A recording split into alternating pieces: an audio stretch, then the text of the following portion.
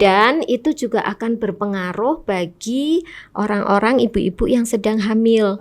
Karena ketika merkuri itu sudah masuk ke dalam tubuh, dia bisa masuk ke janin. Sehingga efeknya namanya teratogenik ya. Janinnya bisa jadi cacat.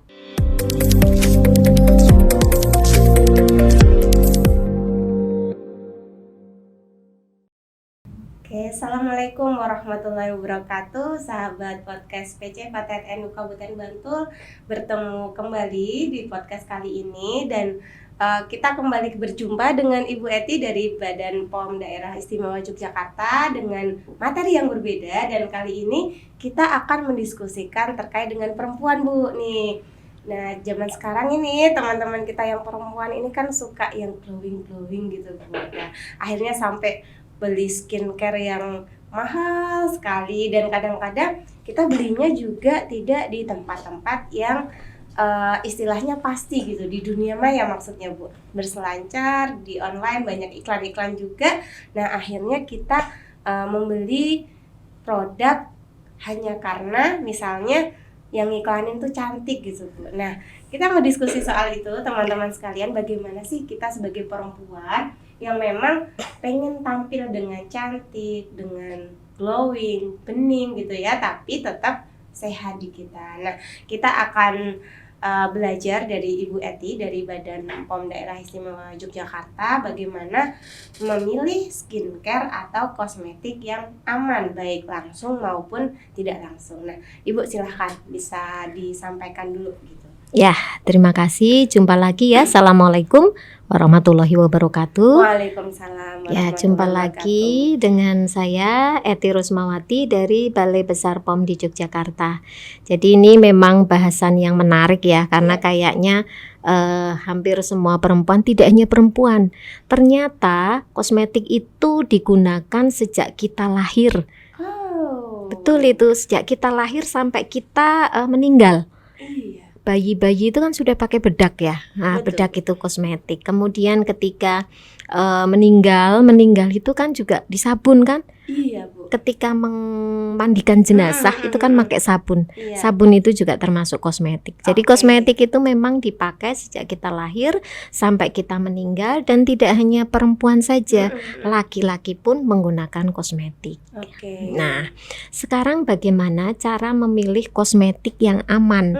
Karena sekarang udah eranya era milenial ya. Jadi banyak sekali orang belinya secara online. Sementara iklan-iklan itu juga biasanya kan ini ya, putih dalam 7 hari atau mungkin sekejap menjadi cantik. Nah, itu nanti kami harapkan teman-teman semua bisa waspada atau bisa hati-hati dengan iklan seperti itu. Karena sebetulnya Badan POM tidak mengizinkan iklan yang berlebihan. Jadi kalau kosmetik itu ya, kosmetik hanya digunakan di bagian luar saja. Jadi tidak ada kosmetik kok bentuknya vitamin yang diinjeksi. Nah, itu tidak ada. Kosmetik kok diminum, nah itu tidak diperbolehkan. Kosmetik itu hanya digunakan di bagian luar tubuh. Jadi tidak dimasukkan ke dalam tubuh. Kalau sudah dimasukkan ke tubuh itu namanya sudah bukan kosmetik lagi, dan itu harus ada pendampingan dari dokter. Bagaimana cara kita mendapatkan kosmetik yang aman? Yang pertama kali, dan ini yang paling utama, kita pastikan bahwa kosmetik itu sudah terdaftar di Badan POM. Kalau sudah terdaftar, maka insya Allah sudah ada jaminan keamanannya dari Badan POM. Nah, pendaftarannya nanti bisa ya dilihat teman-teman semua. Nanti kalau punya lipstik, punya bedak, di situ ada kode N itu artinya notifikasi. Ya, kemudian diikuti kode benua. Kalau A itu Asia, jadi NA itu artinya produsennya ada di Asia, termasuk di Indonesia. Nanti ada sampai E ya, NA, NB, NC, ND, dan NE. Cuman nanti kami harus melihat literatur lagi ya. Saya kurang hafal apakah NB itu Amerika, Eropa atau Afrika. Nah, itu menandakan kosmetik itu diproduksi di benua tersebut. Kemudian diikuti dengan beberapa digit angka. Nah, nanti dilihat kalau itu memang ada NA diikuti dengan beberapa digit angka, berarti sudah terdaftar di Badan POM. Nah, itu silahkan dibeli. Namun kadang-kadang pelaku usaha itu juga curang, mereka pakai nomor izin yang fiktif. Nah, sehingga memang harus kita cek.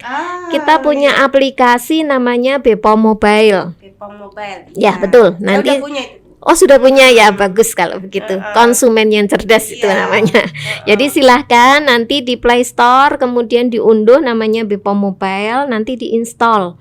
Kalau sudah diinstal nanti tinggal scan, kalau ada barcode-nya, di kemasan ada barcode-nya, tinggal di-scan saja. Tapi kalau memang belum ada barcode-nya, bisa dimasukkan, bisa nomor izin edarnya, nama produsennya, mereknya, itu untuk mendeteksi apakah ini benar-benar terdaftar atau tidak. Ini merupakan langkah preventif ya, supaya kita tidak mendapatkan kosmetik yang abal-abal atau yang hanya mereka meraciknya asal-asalan, nanti pengennya cantik malah jadi sakit. Jadi betul, tidak sesuai dengan keinginan awal. Nah, ini adalah satu hal yang kita waspadai ya teman-teman, karena dengan rebahan aja itu kosmetik ataupun skincare dari luar negeri, luar benua bahkan itu bisa nyampe ke kita. Nah, tadi sudah ada tipsnya, kita harus cek kodenya, dan memang agak repot sedikit tapi demi kesehatan saya kira tidak masalah ya Bu ya. Nah, kemudian Bu, kalau dari bahan-bahannya nih yang aman itu yang seperti apa? Kadang kan kita juga lihat ya di kosmetik atau skincare itu kan ada bahan-bahannya begitu. Nah, itu bahan yang sebenarnya nggak aman untuk tubuh itu yang seperti apa Bu? Nah, memang biasanya sih kalau pelaku usaha ketika dia menambahkan sesuatu yang nggak aman, misalnya dia menambahkan merkuri biar putih dalam sekejap tadi, dia tidak akan mencantumkan di labelnya. Jadi kita hanya pegangan kita hanya satu itu tadi. Ketika sudah ada izin edarnya, dan izin edarnya ini benar ya, bukan izin edar yang abal-abal, maka itu sudah dijamin keamanannya oleh Badan POM. Biasanya kalau kita temukan kosmetik di peredaran ada mengandung merkuri atau mengandung hidrokinon yang dilarang itu, biasanya mereka menggunakan nomor-nomor izin edar yang fiktif. Atau sebetulnya nomor izin edarnya orang lain tapi dia pakai. Sehingga penting kita cek di BPOM Mobile tadi.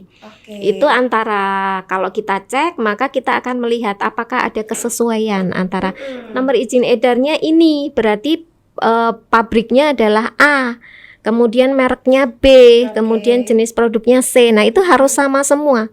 Kalau ada yang nggak sama ya berarti itu mungkin dipakai orang lain yang tidak bertanggung jawab. Iya. Nah, jadi kadang-kadang kan kita juga cek, walaupun maksudnya kadang-kadang repot tapi tetap cek Bu, ini bahannya apa aja walaupun nggak ngerti gitu karena bahasa-bahasa kimia ya, kita nggak paham juga, cuma kadang kayak merkuri gitu-gitu kan kita mastiin nggak ada merkurinya, tapi ternyata teman-teman kalau yang pelaku usaha curang itu ya tidak mencantumkan gitu. Nah, akhirnya kita kembali kalau sudah ada izin Badan POM-nya yang resmi, otomatis itu yang sudah aman kita gunakan. Ya, betul. Nah, dampaknya apa sih Bu kalau kita menggunakan kosmetik yang nggak aman itu? Oh, macam-macam ya itu. Ya tadi misalnya merkuri. Memang ketika dia dicampurkan kita biasanya itu di krim malam ya. Ketika kita oleskan itu beberapa hari kemudian kulit kita berubah menjadi putih. Benar-benar putih. Tapi ketika kita menggunakannya secara terus-menerus itu lama-lama rusak jadi merah-merah bintik-bintik dan itu akan susah sekali untuk diobati. Karena merkuri itu adalah logam berat yang seharusnya memang tidak boleh terpapar boleh terpapar di kita, ada ambang batas maksimalnya. Dan itu juga akan berpengaruh bagi orang-orang ibu-ibu yang sedang hamil. Karena ketika merkuri itu sudah masuk ke dalam tubuh, dia bisa masuk ke janin. Sehingga efeknya namanya teratogenik ya. Janinnya bisa jadi cacat. Nah, jadinya kita yang pengen cantik tapi malah calon anak kita yang kena juga. Oleh karena itu memang harus hati-hati. Oke, jadi di samping membuat kerusakan kulit, penggunaan kosmetik yang tidak aman itu juga bisa berdampak pada kesehatan, bahkan bisa menyebabkan anak yang kita kandung menjadi anak difabel. Ya, itu betul, ya, Bu, ya? betul. Oke, nah itu pentingnya kita mengantisipasi yang namanya penggunaan skincare ya Bu ya. Nah sekarang Bu, kan ada juga klinik-klinik kecantikan. Kalau kita bicara klinik yang kita bisa langsung datang, bisa langsung konsultasi dengan dokternya. Nah, itu gimana Bu untuk yang kasus-kasus seperti itu? Ya, nanti dipastikan karena ada beberapa klinik itu ternyata dokternya bukan dokter spesialis kulit ya. Jadi mereka dokter umum yang praktek kecantikan. Nah itu harus kita bedakan. Kalau kita memang ingin benar-benar aman, datanglah ke dokter yang spesialis kulit. Nah nanti dia akan meresepkan apa-apa yang kita butuhkan. Tapi biasanya sekali lagi ya, kalau kosmetik itu digunakan untuk kita yang dalam kondisi baik. Jadi bukan dalam kondisi sakit. Misalnya kita banyak jerawat. Nah itu memang harus ke dokter. Karena yang kita butuhkan adalah obat, bukan kosmetik. Tetapi kalau kosmetik itu kita perlukan untuk mempercantik diri, menambah lebih wangi, penampilannya kita menjadi lebih baik. Nah itu kosmetik. Tetapi kalau kita memang sudah jerawatnya sudah di mana-mana dan sulit untuk disembuhkan, itu larinya bukan ke kosmetik lagi, tetapi ke obat di dokter spesialis kulit. Jadi nanti dilihat lagi apakah memang di klinik itu yang praktek adalah dokter biasa ataukah dokter spesialis kulit. Kalau memang keluhan kita memang agak tanda kutip ya agak parah begitu ya, ke spesialis kulit saja supaya bisa tertolong. Iya, paling aman adalah kalau memang kita ke kecantikan dokter yang memang spesialis kecantikan. Betul, dan kalau memang kulit yang bermasalah kita ke dokter spesialis kulit gitu. Ya, betul. Karena ini Bu, pengalaman saya sendiri juga kadang ada cerita dari teman-teman ini itu ke dokter yang bukan dokter kecantikan tapi meramu Bu. Jadi kayak bikin krim sendiri. Nah, itu harus ada izinnya juga ya Bu ya kalau kayak gitu ya? Kalau ini mungkin kaitannya dengan praktek dokternya ya. Kalau itu memang di luar kewenangan dari Badan POM ya. Tetapi memang kalau seorang dokter itu mereka diperbolehkan. Diperbolehkan istilahnya meracik obat itu diperbolehkan. Namun kalau untuk tadi kewenangannya apakah boleh seorang dokter umum kemudian meracik untuk yang penyakit kulit tadi, nah itu kewenangan dari ID ya. Ya, tapi kalau kami sarankan supaya nanti tidak ada efek-efek yang tidak kita inginkan, ya lebih baik ke dokter yang memang spesialis kulit tadi, yang memang dia memang kompeten di bidang itu. Nah ini Bu, yang terakhir nih, tanda-tanda kita mengalami masalah karena skincare atau karena kosmetik itu biasanya apa aja? Ya, biasanya mungkin ada ruam-ruam ya, ada kulit warnanya merah atau bintik-bintik, itu berarti kita alergi atau kita nggak cocok.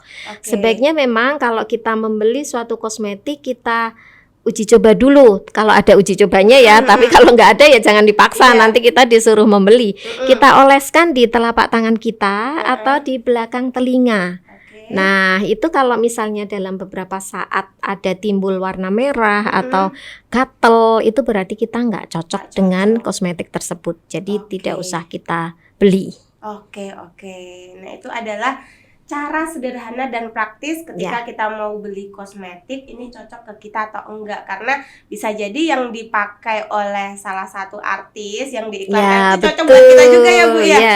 Iya, dan demikian tadi yang kita diskusikan teman-teman sekalian terkait dengan skincare dan kosmetik.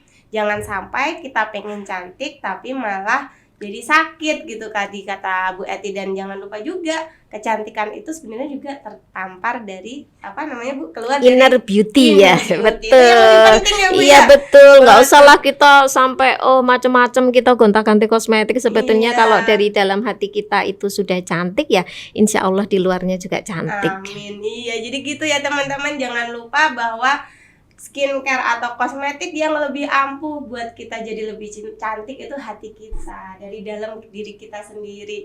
Nah, kan selain itu kita juga harus bersyukur ya Bu ya, kita Ya, sebagai orang betul. Asia dengan kulit yang Ya, sebetulnya coklat gitu. kita itu memang takdirnya kulitnya sawo matang. Kenapa harus Dipaksa. ngejar-ngejar ke putih ya? Itu kadang-kadang yang bingung Bu lah, kita kalau di luar negeri gitu malah seneng dengan kulit kita Iya, ya. betul. Malah pada mendambakan, mereka jauh-jauh ke sini cuma mau Ya, berjemur berjemur. jadi coklat Bu. Iya. Jadi itu ya teman-teman ya, hati-hati ketika membeli kosmetik yang memang di dunia maya atau diiklankan oleh seseorang yang kita juga tidak tahu pabriknya di mana gitu. Harus kita hati-hati cek kodenya, cek keamanannya, dan juga sebagai manusia kita harus sadar, bersyukur dan bahagia. Itu akan menjadikan kita lebih cantik lagi. Ada tips lain Bu? Mungkin terakhir? Terakhir kita menyampaikan apa ya slogannya konsumen nih. Di Badan POM ada yang namanya cek klik. Setiap kita membeli apapun kita harus cek klik. K pertama yaitu kemasan. Kita lihat ya apakah kemasannya sudah bagus atau mungkin ada bocor, ada rusak, ada sobek. Nah, kita cek kemasannya. Kemudian L, cek label. Kita lihat ya komposisinya seperti apa. Mungkin kita ada yang alergi, maka nggak usah kita beli. Kemudian di label itu juga harus ada nama produsennya, ada kemudian tanggal kadaluarsanya supaya kita aman ketika kita menggunakan. Kemudian cek izin edar. Nah, ini izin edar penting ya. Ketika suatu produk sudah ada izin edar dari Badan POM, berarti itu sudah dijamin keamanannya.